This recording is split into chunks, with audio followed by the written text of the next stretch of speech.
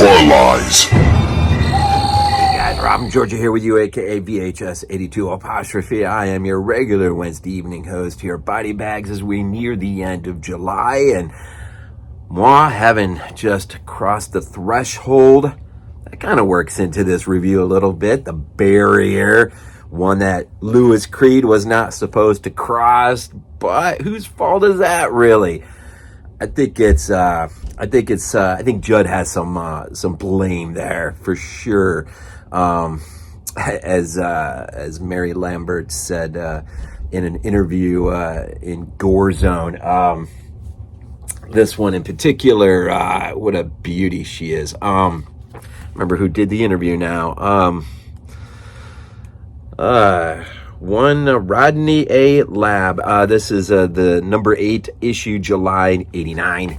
Again, Gore Zone. Those were the days, man. We could pull this off the shelf at your bookstore, whatever that would have been back in the 80s.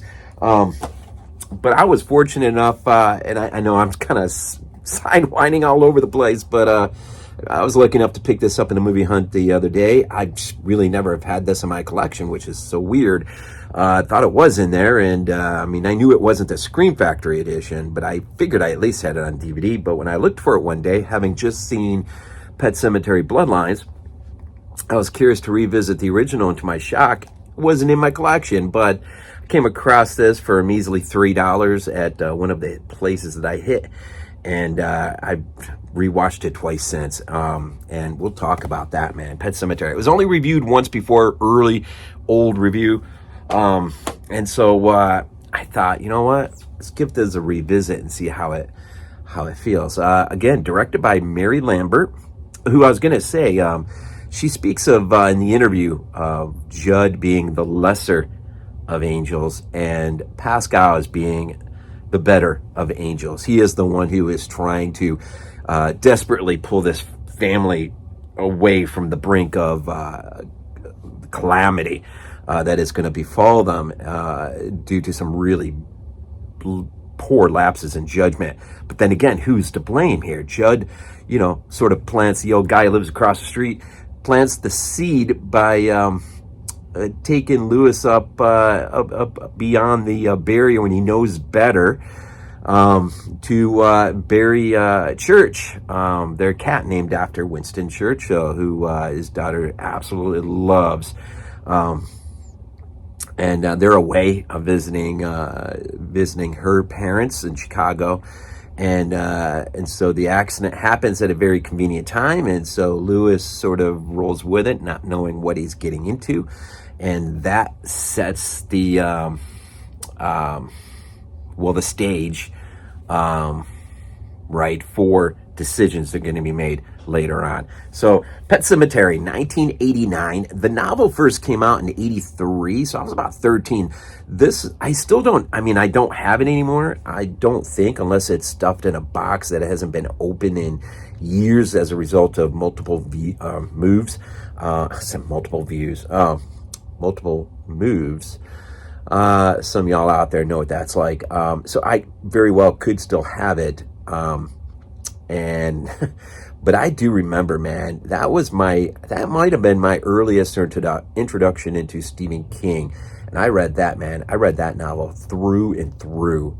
Absolutely loved it. And so when the news broke as a kid that Pet Semetary was gonna move to the big screen, the big announcement in the pages of Fangor or Gore Zone was that George A. Romero was first in line. For whatever reason, I think in the article in Gore Zone I read, I think there was a delay in shooting, and the delays were such that George opted out for Monkey Shines. Now, the way I heard it before was that he was already involved in Monkey Shines, had a chance to come over to Pet Semetary, would have been the second collaboration with Stephen King since Creepshow, I think.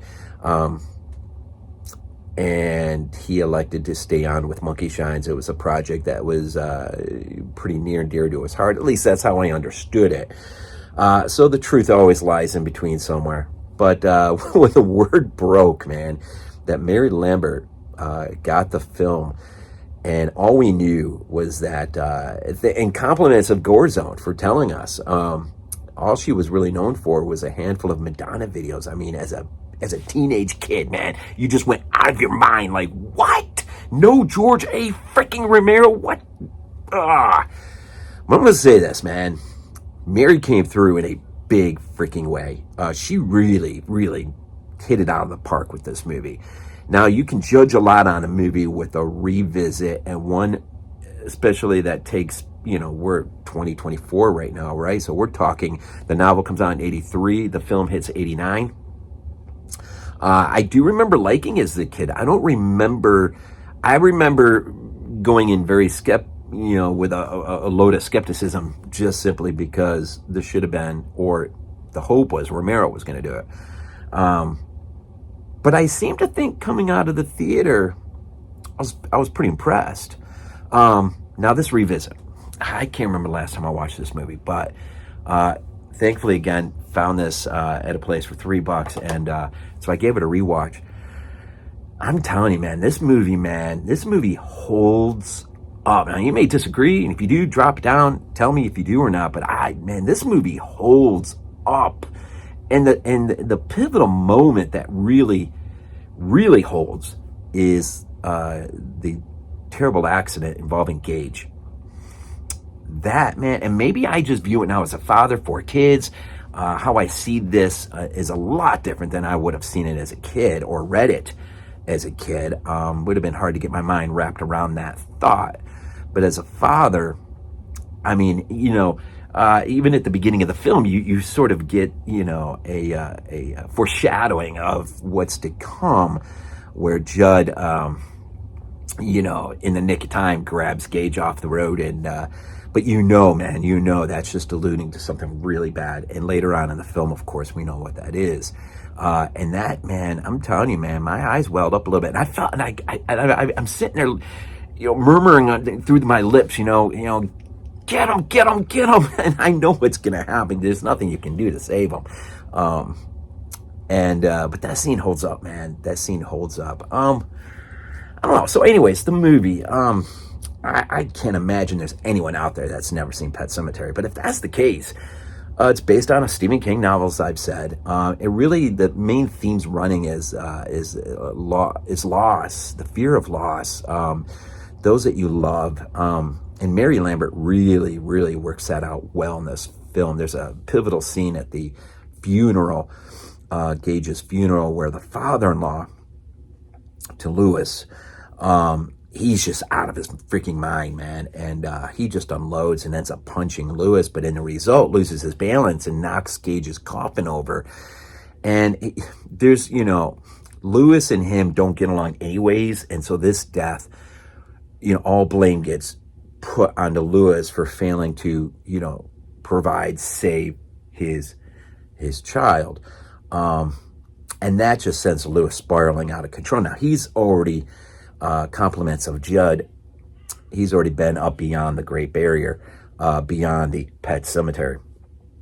And so this is a film about what if, as Glenn says it beautifully, what if? And that's the power of this film that the other films probably did not get, is just what if it works this time? What if it's different this time? And Lewis, in a fit of hysterics, says that as well to Pascal, the ghost, at the beginning of the film.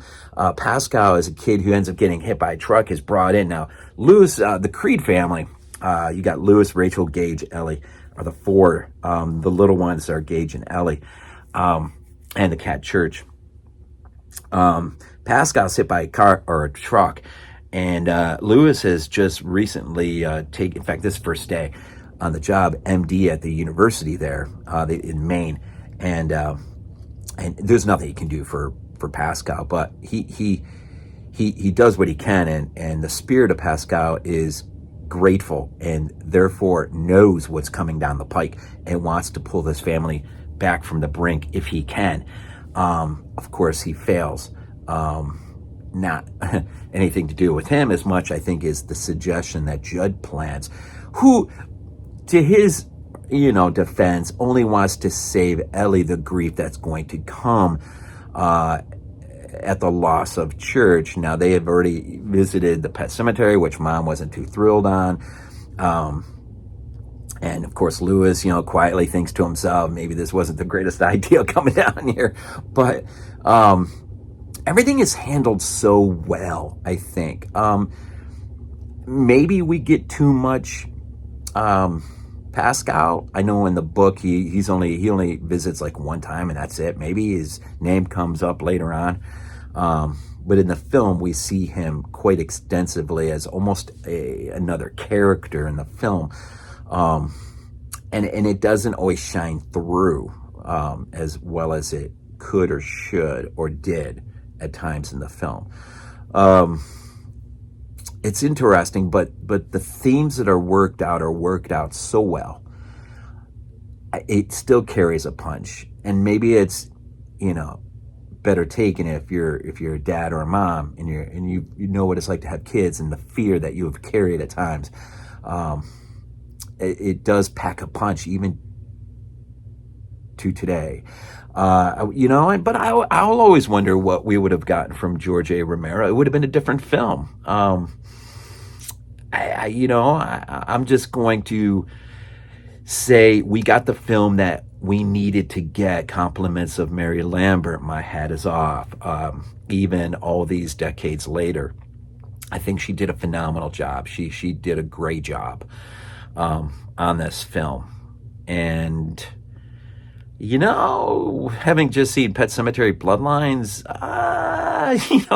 it's the Judd you get to meet. Now it's a prequel just recently made, right? But the Judd you meet, the young Judd you meet in there, I can't believe is the Judd in the original film who does what he does. But then again, a lot of years are removed, and then again, all he wants to do is keep Ellie from having to realize death so quickly, and that is the loss of her cat.